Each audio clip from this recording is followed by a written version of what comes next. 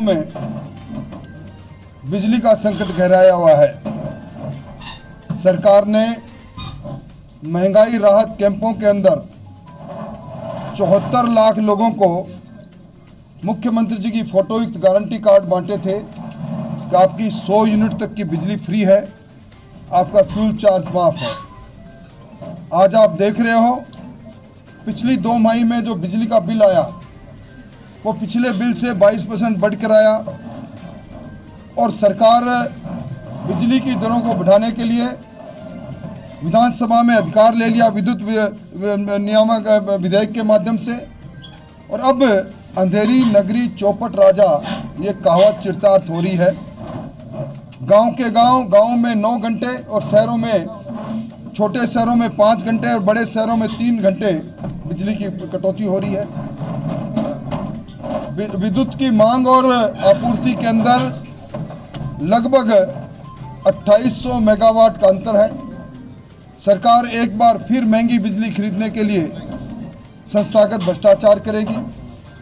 सरकार के 2830 मेगावाट के 7 थर्मल प्लांट बंद कर रखे हैं रख रखाव के नाम पर, कोयले की कमी के नाम पर।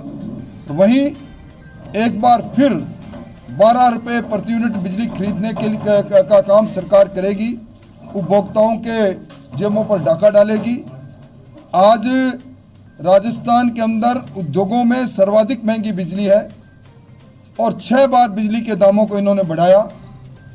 इसी प्रकार अन्नपूर्णा किट इन्होंने घोषणा की थी बजट के अंदर और अब महंगाई राहत कैंपों में एनएफएस से परिवारों को बांटना प्रारंभ किया है। हमने पहले भी आरोप लगाया था टेलर मेड निविदा बनाकर एक रणआवत कंपनी को उपकृत करने का काम सरकार कर रही है। हर जिले के अंदर 50 करोड़ का मिनिमम जिसके पास अनुभव पोषाहार वितरण का है, उन्हें ये टेंडर में भाग लेने की अहर्ताओं में रखा था। और इस कारण से अब अमानक ये अन्नपूर्णा किट वितरण करने के समाचार अखबारों में और आप लोगों के सामने आ रहे हैं। संस्थागत भ्रष्टाचार का बेजोड़ नमूना ये भी है। सरकार को यकायक ध्यान आया मुख्यमंत्री जी को, उनकी बहनें हैं, 1 करोड़ 39 लाख बहनों को स्मार्टफोन बांटने के नाम पर जिस प्रकार के सैमसंग के आउटडेटेड फ़ोन जो आउटलेट में भी उनके नहीं बिक रहे हैं, उनको 6,000-7,000 रुपये में क्रय करके सरकारी धन का दुरुपयोग हो रहा है, वो भी किसी से छुपा हुआ नहीं। कानून व्यवस्था मुद्दा बन चुकी है। अभी आपने देखा होगा अवैध बजरी में 2 ग्रुप आपस में लड़ते हैं, एक को कुचल कर मार दिया जाता है। माफियों का राज है। और राजसमंद के अंदर कल दिन दहाड़े जिला मुख्यालय पर स्वर्णकार की दुकान पर हमला करके पैसे वसूल लिए जाते हैं।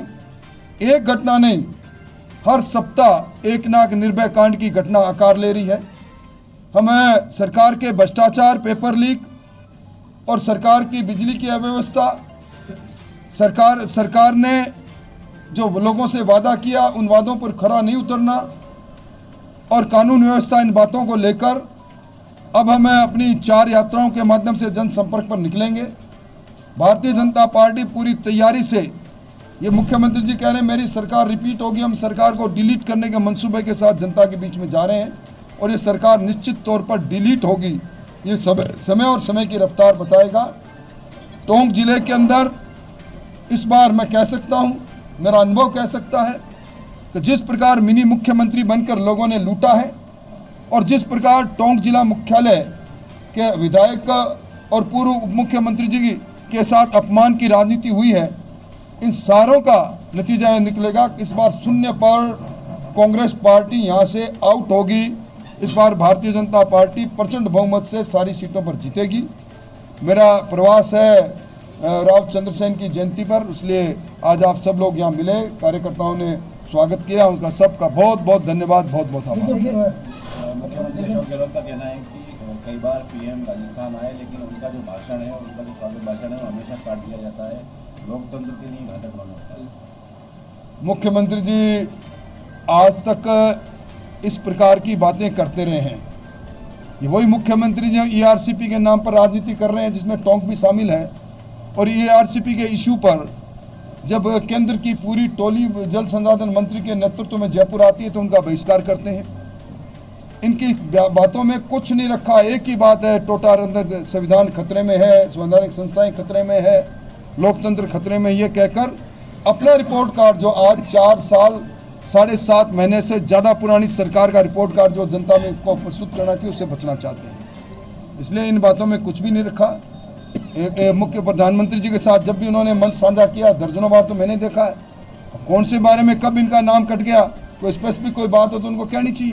और फिर प्रधानमंत्री जी को पत्र लिखकर कहते क्यों नहीं, बात बात पर पत्र लिख रहे हैं।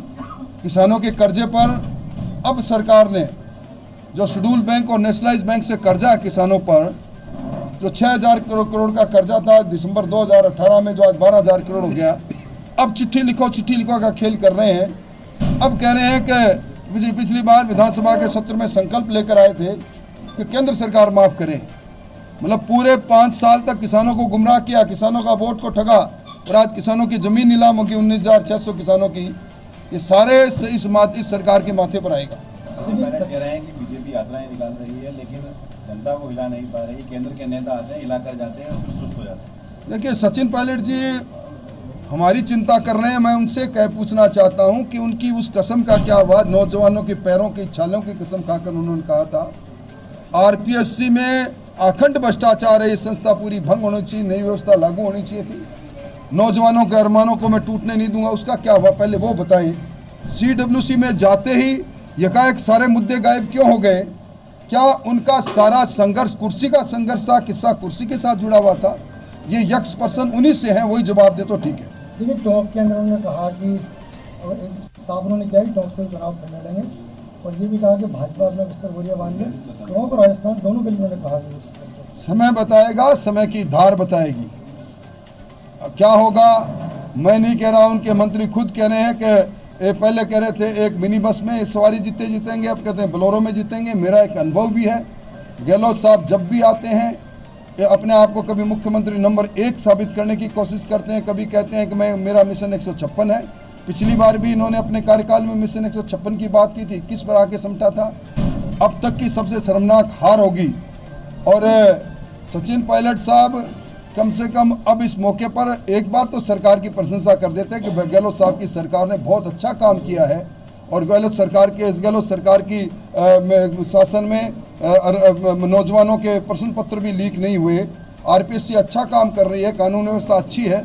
ये बात साफ गोई से कहते तो समझ में आता है कि सरकार को वापस लाने के लिए वो बात भी कर रहे हैं और पैरवाई भी कर रहे हैं। सचिन पायलट के खिलाफ चुनाव लड़ने के लिए बीजेपी कौन सा चेहरा तलाश करने की कवायद?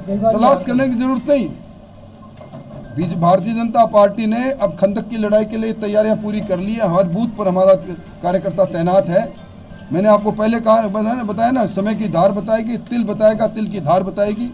अपनी अपनी कुर्सी बचानी मुश्किल हो जाएगी, अपने अपने क्षेत्र में इनको अपनी अपनी सीट बचानी मुश्किल हो जाएगी। पिछली बार भी टिकट बदला गया था बीजेपी से। अब ये सब बातें आज, क्योंकि टिकट बदलना, टिकट देना मेरे अधिकार क्षेत्र में नहीं है, हमारा संसदीय बोर्ड तय करेगा। हम एक मित्र।